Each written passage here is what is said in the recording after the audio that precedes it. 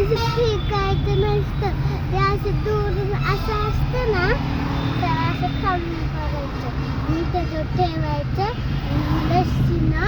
असं खाली पाण्यात टाकायचं आणि ते आपोआप वाकडं तिकडं करायचं आणि ते आपोआप खाली पडतं मग ते असंच फेकलं तरी त्यांना लागतं मग गणपतीच्या हातात आणि मग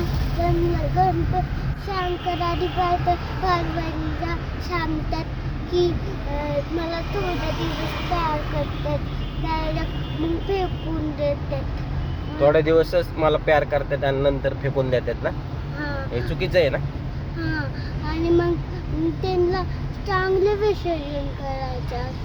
मग त्यांना इथून आणि इथून आणि इथून आणि खालून दोरी बांधायची